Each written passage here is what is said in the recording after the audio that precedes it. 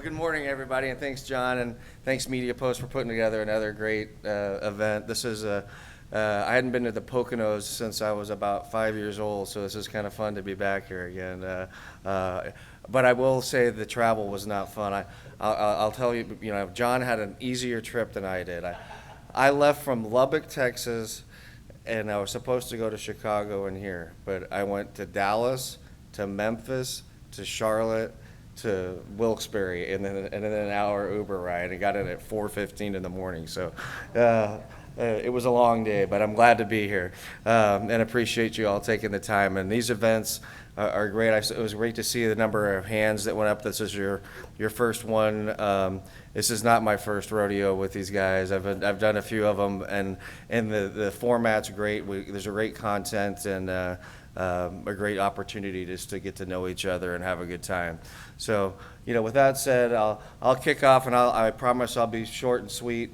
As we kind of think about, what the innovations that we've got and the challenges, in the space going forward, we're certainly seeing an increase in ad spend in the pharma space, but it's definitely shifting a little bit. It's more difficult, to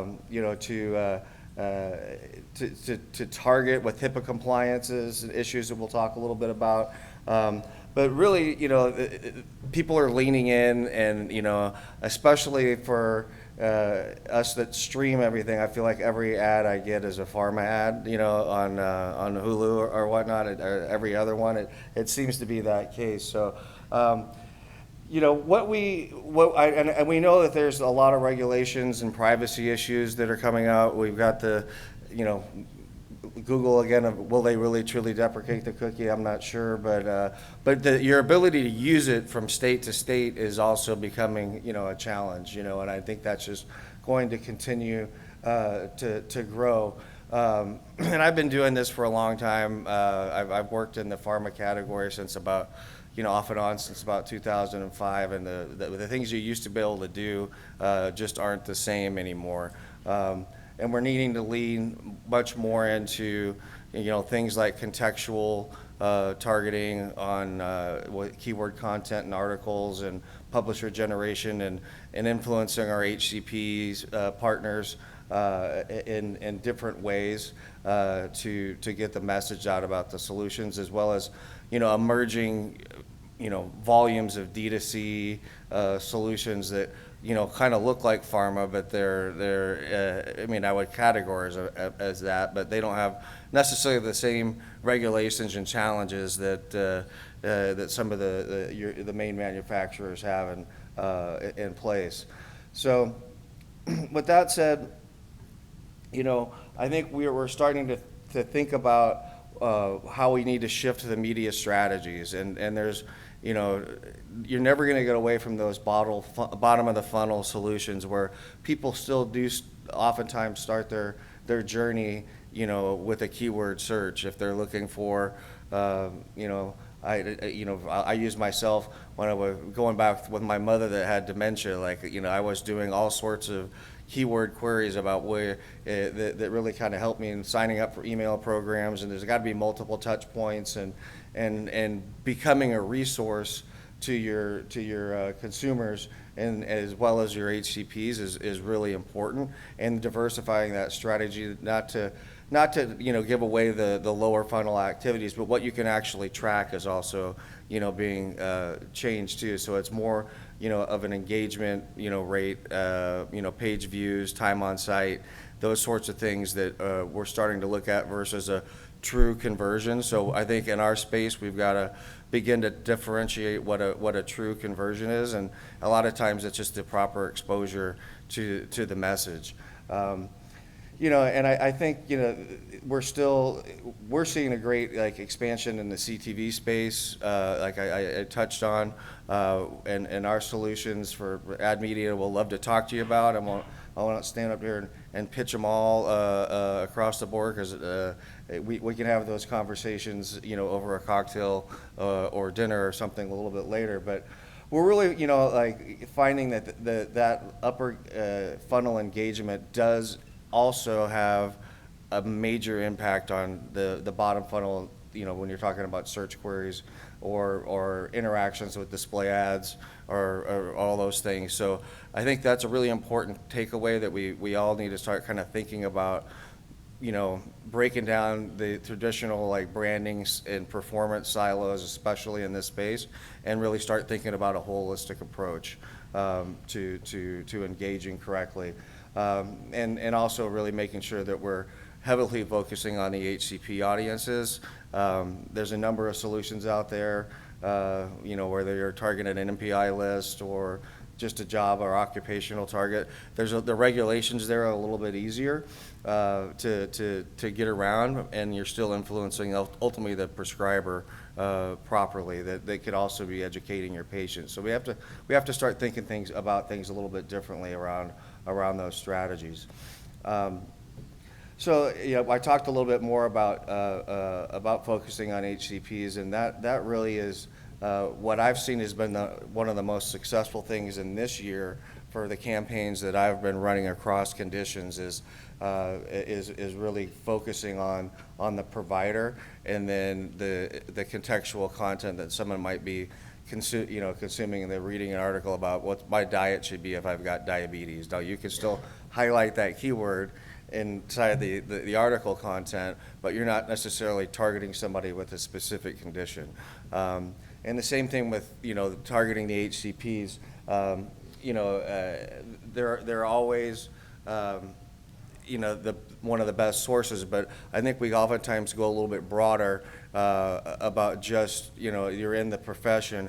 And I think being more strategic about, this is an oncologist, this is an orthopedic surgeon, this is someone that's a medical practitioner or whatever it might be, getting a little bit more niche in those audiences and taking that time is really going to really help all of your campaigns perform significantly better. And I'll plug us. We've got the solutions to help you do that. But I think things like that are interesting that you still can use are like behaviors that are that you have a higher propensity to change from Adidas to Nike. Do you shop in multiple stores? Are you willing to listen to accept change on the consumer side?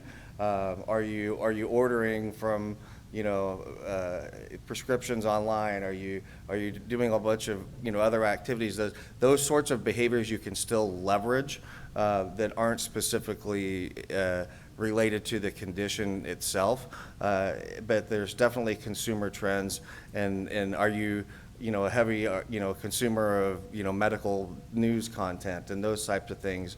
There's a number of different ways that we can start to build the audience that keeps you within compliance, because no one wants to fall out of any sort of HIPAA or privacy compliance. So for us, our bread and butter and our background is in the search space. Although we operate fully on our own DSP, we have our own SSP, we have direct publisher partnerships with premium publishers. We've got video solutions, CTV solutions across the board.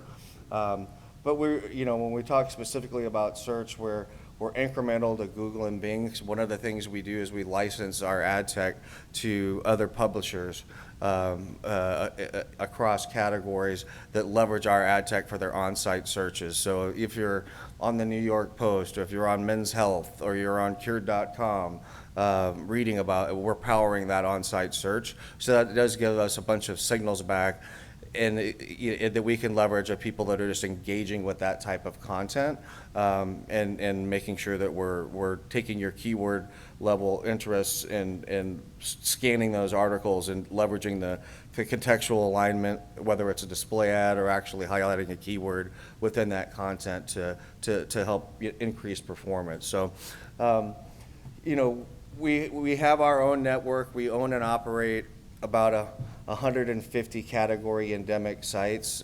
We also own a bunch of, hundreds of thousands of domains that we can redirect back traffic from, and we really, focus on a performance-based execution across the board. So we'd love to work with you. We do full funnel. We can work with the agencies. We can do full managed service.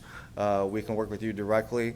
We're very transparent. You've got 24/7 access to our dashboards. We can work with your source of truth, whatever. We've got API integrations with pretty much every measurement partner out there. So whatever you're working with, or whoever you're working with, we're likely already integrated in. And our reporting is really kind of second to none. And we've got a really fantastic account management team that will be working at 10, 11 o'clock for you to get things up and running or make optimizations. So we've got a really strong team. So we'd love to take some time over the next couple of days and share some time with all of you. I've got a couple of my colleagues, Frank and David, that are sitting right back there. Raise your hands. So find one of us over the next couple of days. Enjoy the Poconos and the great activities and the content. And thanks again for Media Post for putting on a great event together.